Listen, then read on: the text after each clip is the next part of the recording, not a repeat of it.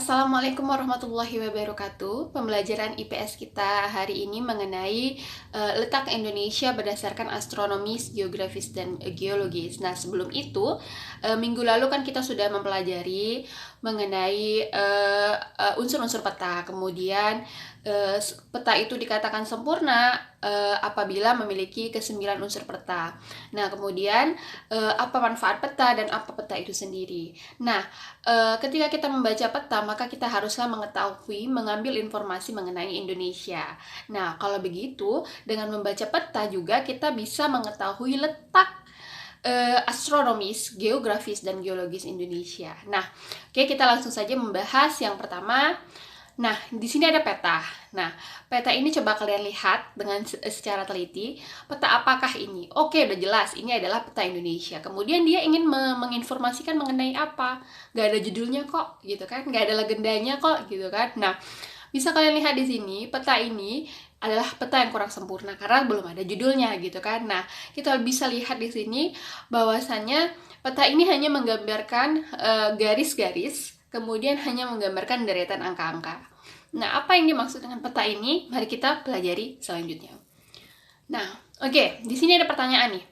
Tahukah kamu apa yang dimaksud dengan letak astronomis? Nah, kita sering mendengar nih letak astronomis Indonesia, begitu kan. Namun, kita kurang mengetahui sebetulnya pengertian dari letak astronomis itu sendiri. Jadi, letak astronomis itu adalah letak suatu negara atau suatu wilayah berdasarkan garis lintang dan garis bujurnya. Nah, kemudian kita lanjutkan.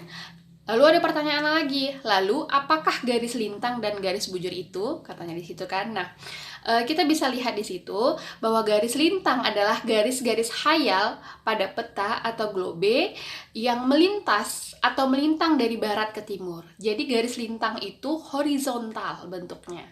Garis lintang itu horizontal bentuknya, kemudian dia melintang dari arah barat hingga arah timur. Sehingga ketika kita tarik garis lurus, mereka melingkar. Nah, di mana itu bisa kita dapat?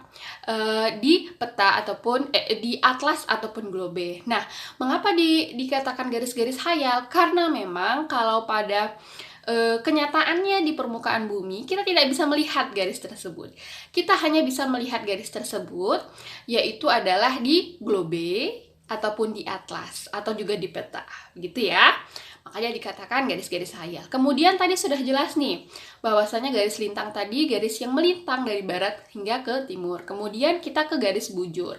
Sama juga, yaitu garis bujur adalah garis-garis khayal pada peta ataupun globe yang membujur dari kutub utara dan kutub selatan. Nah, yang tadi kalau tadi dari kiri ke kanan, dari barat ke timur.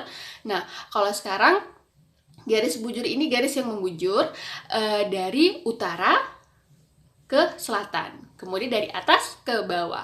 Maka dengan begitu, kalau tadi garis lintang adalah horizontal, maka garis bujur itu adalah vertikal. Jadi gabungan di antara garis lintang dan garis bujur itulah yang dimaksudkan dengan garis astronomis. Oke, paham ya? Kita lanjutkan. Nah, ini yang harus kalian ingat sampai kapanpun dan harus kalian hafal. Kemudian, letak astronomis Indonesia. Nah, letak astronomis Indonesia itu sering kita dengar, walaupun harusnya kita hafal gitu ya. 6 derajat lintang utara sampai 11 derajat lintang selatan, kemudian 95 derajat bujur timur sampai 141 derajat bujur timur. Nah, kemudian kita harus tahu nih, Indonesia itu kan sangat luas kepulauannya gitu kan. Kita harus tahu mana batas paling barat secara astronomis, mana batas paling barat, kemudian paling timur, paling utara, dan paling selatan. Kita lihat di situ, batas paling barat yaitu Pulau W atau sering sekali kita dengar dengan sebutan Sabang. Nah, di Aceh ya karena kita lihat di sini di peta, Bu besarin sedikit. Nah, batas paling barat atau 95 derajat bujur timur paling barat Indonesia adalah Pulau W atau Sabang. Nah, di mana itu? Di bagian ujung Pulau Sumatera. Di bagian paling barat Pulau Sumatera. Maka bagian paling barat Indonesia adalah Pulau Sabang gitu ya, atau Pulau W. Nah, kemudian kita lihat lagi di sini batas paling timur, ya kan? Sudah tadi paling barat sebelah kiri, kemudian paling timur yang sebelah kanan. Nah, batas paling timur negara kita Indonesia adalah Merauke. Makanya dibilang dari Sabang sampai Merauke. Nah, Merauke itu di mana? Merauke itu di Papua. Nah, tepatnya di 141 derajat bujur timur. Nah, kita lihat ya di peta. Nah, kemudian tadi kita sudah melihat batas paling barat Indonesia, kita ke batas paling timur Indonesia, yaitu di Pulau Papua, ya kan, yaitu kota Merauke. Makanya dikatakan dari Sabang sampai Merauke. Tepatnya kota Merauke itu di 141 derajat bujur timur. Oke ya, jelas. Selanjutnya kita ke batas paling utara. Nah, batas paling utara di negara kita atau Indonesia adalah Pulau Miangas, ya kan? Pulau Miangas itu letaknya di Sulawesi. Nah, di mana itu Pulau Miangas? Nah, Pulau Miangas itu terletak dekat dengan Filipina. Kalau misalnya Ibu Lingkari itu daerah sini, gitu kan. Batas paling utara negara kita itu adalah Pulau Miangas.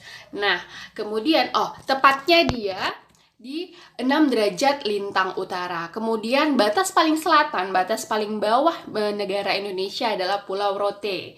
Nah, Pulau Rote itu berada di Nusa Tenggara Timur atau di 11 derajat lintang selatan. Kalian harus ingat ya, mana batas paling barat negara kita, mana batas paling timur, dan batas paling utara, dan batas paling selatan negara kita. Nah, itulah kegunaannya mempelajari letak astronomis Indonesia. Maka kita tahu mana letak paling barat, selatan, paling utara, dan paling timur negara kita. Yaitu dilambangkan dengan 6 derajat lintang utara sampai 11 derajat lintang selatan dan 95 derajat bujur timur sampai 141 derajat bujur timur. Itu harus dihafal. Kemudian, kita tadi sudah mempelajari tentang garis lintang dan garis bujur gitu kan. Nah, kemudian apa akibatnya dari adanya garis lintang dan garis bujur? Nah, kalau garis lintang mengakibatkan perbedaan musim atau perbedaan iklim.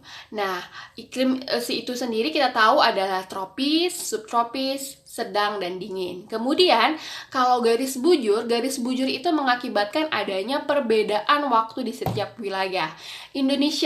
Indonesia kita sendiri tidak hanya negara, Indonesia kita sendiri itu memiliki 3 perbedaan waktu, yaitu waktu Indonesia Barat, waktu Indonesia Tengah, dan waktu Indonesia Timur. Nah, masing-masing pembagian waktu itu berselisih 1 jam. Antara WIB dengan WITA itu 1 jam, antara WITA dengan WIT itu 1 jam. Namun, antara waktu Indonesia Barat dengan waktu Indonesia Timur itu berbeda 2 jam. Oke ya? Kita lanjutkan. Nah, kalian harus mengetahui nih, harus hafal di luar kepala bahwasannya mana-mana saja dia yang termasuk WIB, mana-mana saja dia termasuk WITA, dan mana-mana saja dia termasuk WIT. Oke? Kalau WIB dia pastilah Jawa, Sumatera, Madura, kemudian Kalbar dan Kalteng, Kalimantan Barat dan Kalimantan Tengah. Kemudian kalau WITA dia adalah Kalimantan Selatan, kemudian ada di situ Kalimantan Timur, Sulawesi, Bali, Nusa Tenggara Barat, dan Nusa Tenggara Timur. Nah, kalau kemudian dia waktu Indonesia Timur adalah hanya Maluku dan Papua saja. Nah, oke, kita lanjutkan. Nah, di sini ada gambarnya pembagian WIB, WITA, WITA, dan WIT, ya kan? Waktu Indonesia Barat, Tengah, dan Timur. Nah, kalau misalnya sini Ibu kasih contoh.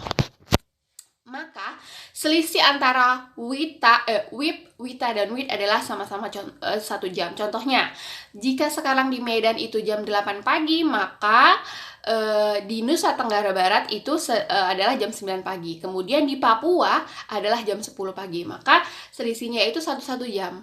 Kemudian, contoh berikutnya. Jika di Biak atau di Papua sekarang jam 12 malam nih.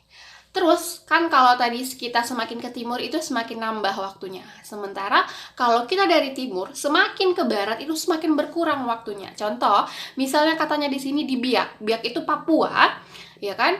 Adalah jam 12 malam. Kemudian kita ke tengah, ya kan, ke tengah katanya di situ di Kendari. Kendari itu Sulawesi Tengah, yaitu dia masuk ke WITA, waktu Indonesia Tengah. Nah, kemudian dari jam 12 malam itu berkurang dong 1 jam, yaitu jadi jam 11 malam, yaitu jam 23.00. Kemudian katanya berkurang lagi, ya kan, semakin ke barat itu semakin berkurang. Jadi kalau di Semarang atau di Jawa itu kalau misalnya di Papua jam 12 malam, maka di Semarang itu jam 11 malam. Jam 10 malam atau jam 22.00. Jadi kalau semakin ke timur semakin bertambah, sedangkan semakin ke barat itu semakin berkurang. Oke, jelas ya? Kita lihat di sini. Oke, kalau WIB dia jam 7, maka witanya jam 8. Kalau witanya jam 8 berarti waktu Indonesia Timurnya adalah jam 9. Oke ya. Kita lanjut. Nah, kemudian tadi kita sudah mengetahui letak astronomis dan apa-apa saja yang diakibatkan oleh letak astronomis tersebut. Kemudian kita ke letak geografis. Nah, letak geografis itu adalah letak suatu wilayah berdasarkan keadaan alamnya. Kemudian letak geografis adalah letak sebuah negara atau sebuah wilayah berdasarkan daerah lainnya yang di sekitarnya. Jadi misalnya jika ditarik garis silang atau garis diagonal, maka Indonesia itu berada di 2 benua dan 2 samudra. Jadi secara geografis Indonesia itu terletak di benua Asia dan benua Australia. Kemudian secara geografis pula Indonesia diapit oleh 2 samudra, yaitu Samudra Hindia dan Samudra Pasifik. Yang mana itu, Bu? Nah, kita lihat di peta ini. Bu besarin. Nah, jika ditarik garis silang atau garis diagonal, maka benarlah Indonesia itu terletak di antara 2 benua, yaitu benua Asia dan benua Australia di bagian selatannya. Kemudian diapit oleh 2 samudra, yaitu Samudra Pasifik dan Samudra Hindia. Oke, jelas ya. Maka benarlah bahwa letak geografis itu adalah letak suatu negara berdasarkan dilihat dari daerah sekitarnya. Ya kan? Oke. Beda kan? Beda banget. Bisa dibedakan kan tadi sama letak astronomis dan letak geografis. Kalau letak astronomis itu berdasarkan garis lintang dan garis bujur. Kalau letak geografis adalah berdasarkan dengan daerah sekitarnya. Kita lanjutkan. Terakhir adalah letak geologis. Nah, geologis berarti suatu wilayah dilihat dari keadaan batuannya dan jalur pegunungan yang membentuk sebuah wilayah itu. Jadi yang dikatakan geologis itu kandungan batuan di sebuah wilayah atau negara itu apa. Kemudian secara geologis pula bisa dilihat dari pegunungan apa atau lempeng apa yang membentuk dari negara tersebut. Kita lihat di sini, Indonesia secara geologis terletak di antara, ini Ibu besarin. Nah, Indonesia secara geologis terletak di antara 2 deretan pegunungan, yaitu katanya di sini adalah pegunungan muda di dunia, yaitu Pasifik dan Sirkum Mediterania.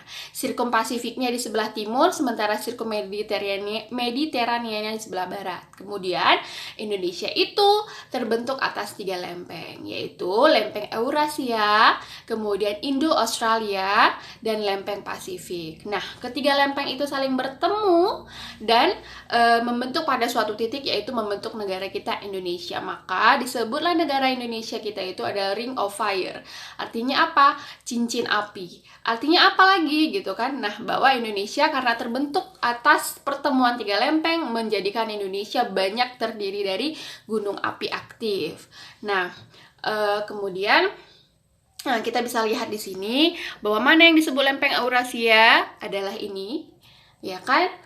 Di sebelah dekat Kalimantan. Kemudian mana yang disebut sebagai lempeng Indo-Australia itu di sebelah yang menunjam ke daerah Sumatera atau Pulau Sumatera yang membentuk Pulau Sumatera. Kemudian di sebelah selatannya adalah dan kemudian di sebelah Papuanya adalah lempeng Samudra Pasifik. Oke ya, jadi ketiga lempeng ini saling bergerak menuju pada satu titik gitu kan, lalu kemudian bersaling bertemu dan membentuk banyak sekali gunung api dan sekaligus juga membentuk negara kita Indonesia. Maka juga ini juga yang menyebabkan negara kita menjadi negara kepulauan. Oke ya, kita lanjut. Oh, sini ada tugas.